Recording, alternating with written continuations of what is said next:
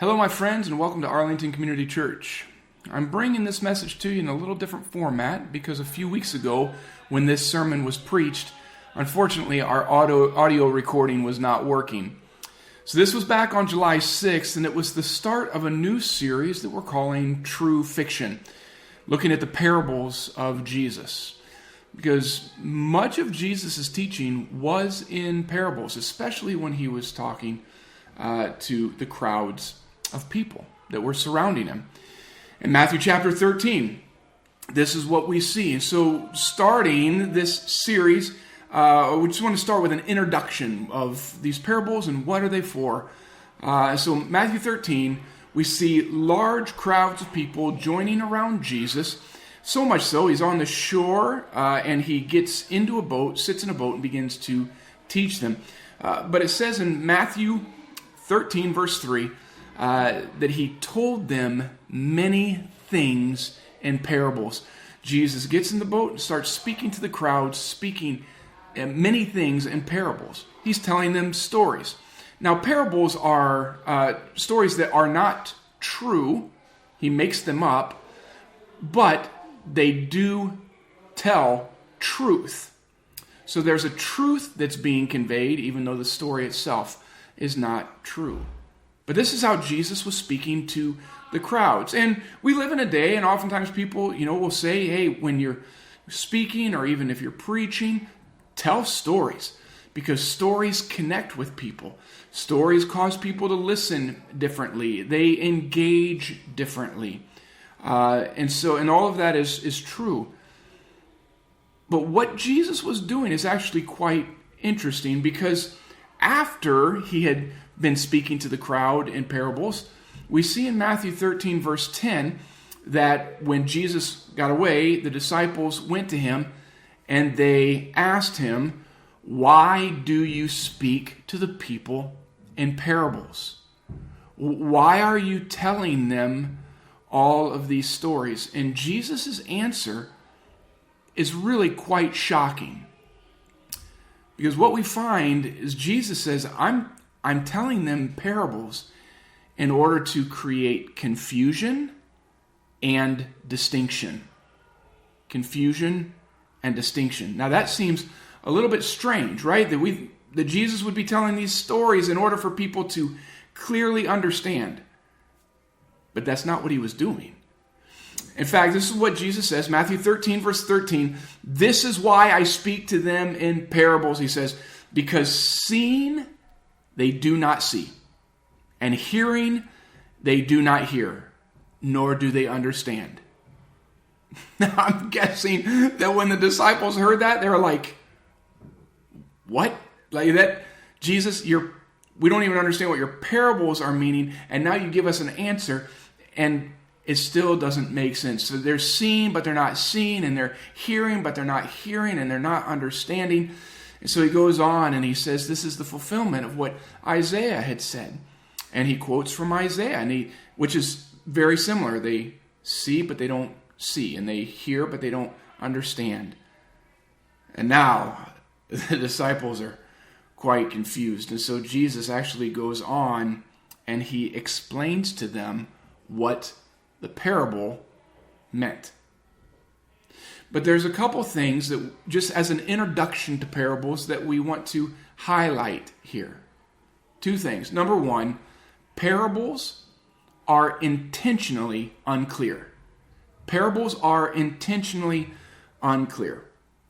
Because an unclear story is an invitation for those who are confused to ask questions. Right? Jesus tells the story and he's creating confusion. What is he talking about? What does this mean? So let me tell you a story. This is my parable. All right? There is a man and he bought a pair of radio headphones, and he loved these headphones. He could listen to all kinds of radio DJs and some of the best radio programs from around. And he would listen to them all the time.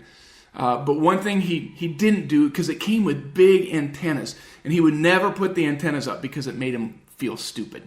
He thought, that looks dumb, having the antennas up. Plus, I can hear so many radio programs already. Why put them up?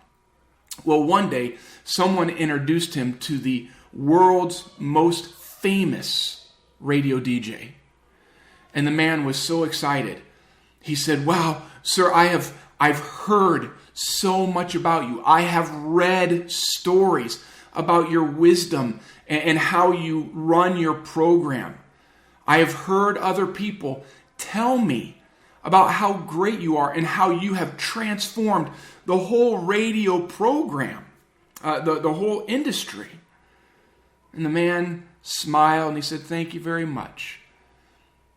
But the man with the headphones said, "But there's one problem. I've never heard you myself.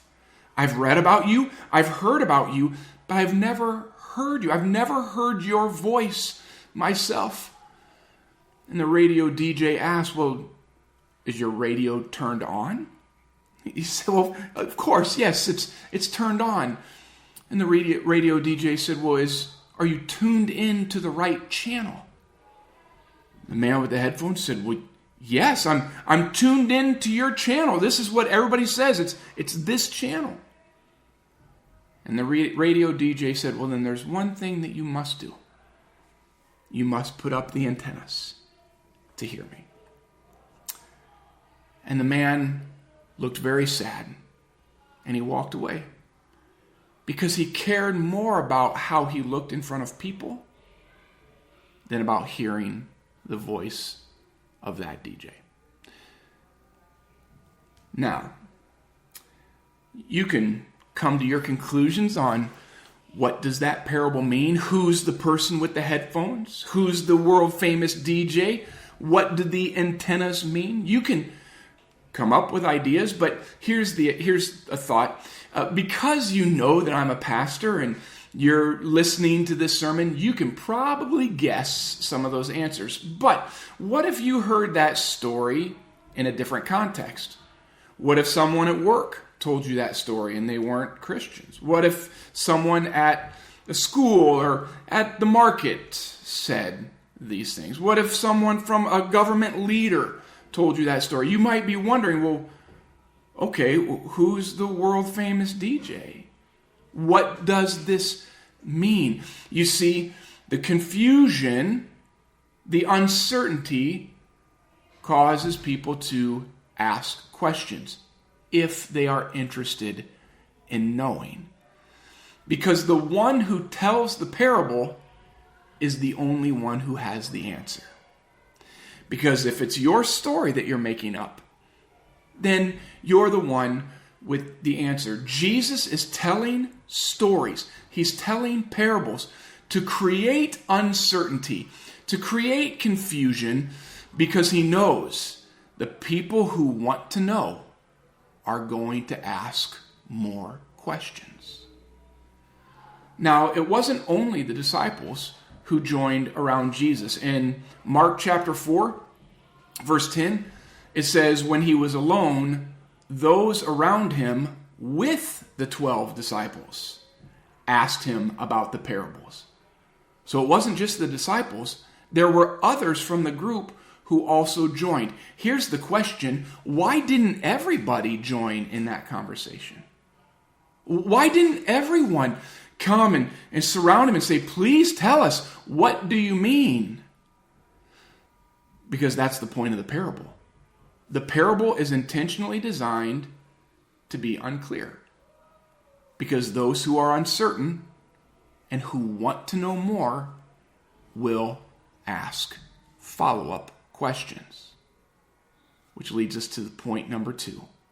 Parables are only made clear by Jesus. Only Jesus can make the story clear. Remember, if you're the storyteller, then you're the one who knows the answer.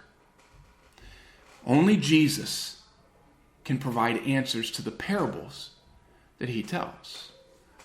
Matthew chapter 13, verse 16, after the disciples had asked, what does this mean? What are these parables that you're saying? Jesus says this to them, but blessed are your eyes, and blessed are your ears, for they hear. Your eyes, they're blessed because they see, and your ears are blessed because they hear and they understand. Now, Jesus is still getting ready to explain to them the parable, which is very important. Jesus tells them their eyes are blessed and their ears are blessed, not because they already understand the parable, but because they ask the question to understand.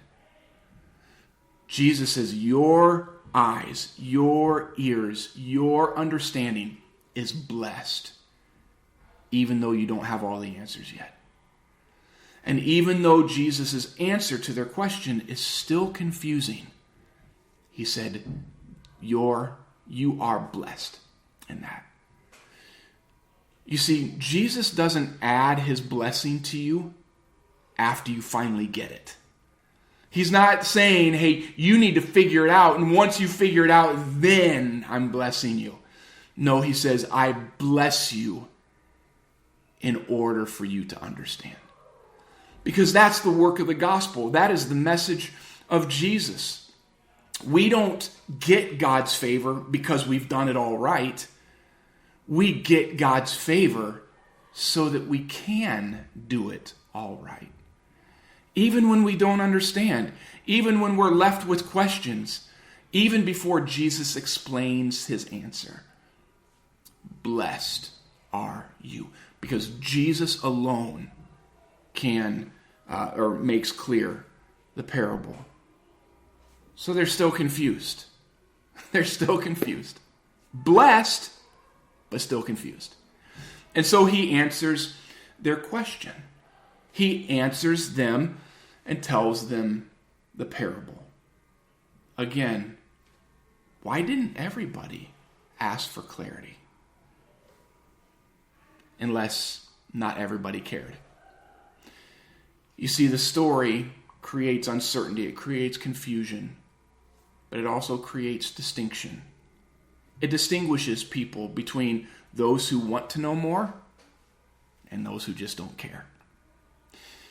The story was not just to engage people in a different way. It wasn't just to capture their attention. I'm sure it did all of that. But the intention of it all was to actually cause people to ask more questions. And if they didn't, then they just didn't care. And Jesus knew, okay, that's where you stand. That's where you're at. And if you're not going to follow up, if you're not going to ask more questions, if you're not going to press into Jesus after he gets away from the crowd, then there's no blessing in that. There's no blessing if you're only coming close to Jesus when there's a crowd. But when he gets away and you want to know more and you press into him and say, Jesus, I don't understand. I want to know more. He says, then that's when the blessing comes and that's when the clarification comes. My brothers and sisters, there are a lot of things that are happening in our lives. And there's a lot of things that are happening in your life where God is telling your story. It's not an untrue story, but there are things that are true about you, and he's telling you these things. But it's like a parable that you just don't understand. And it leaves you a lot of times just wondering, God, what do you mean by this? God, why aren't you answering my questions? In fact, God, the answer that I get only leaves me more confused. I still don't understand. Which leaves us in one of two camps. We can either say, you know what? I don't like what's going on in my life. I don't like the story that God is saying about me. I'm walking away. And my friends, there's no blessing in that. And there's no answer in that. But if you go to him and you say, can you please help me understand? Yes, his answer may still be confusing, but a blessing is going to come with it.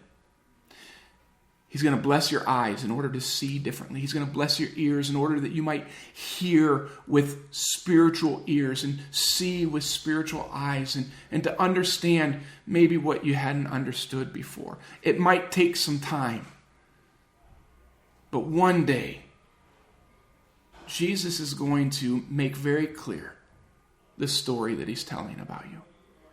It's a good story. It's a story of grace and compassion, a story of maturing and growth, and yes, discipline, because God disciplines those that he loves. Does it hurt? Does it cause us to question at times? Do we understand it all? We don't understand it all. And yes, it does hurt sometimes, but if we press into Jesus, he is going to bring clarity to it. Maybe not right away, but he will in time. So as we discover and go through these parables of Jesus, sometimes it's going to create confusion. Sometimes it might bring more questions than it does answers.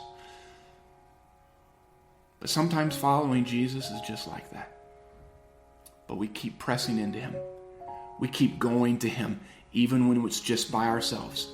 And we say, Jesus, help me understand. Help me understand. What do you mean by all of this? Help me understand. His blessing will come. And then the answer in his time. So keep pressing in, my brother. Keep pressing in, my sister. God is good. He's telling his story and your story.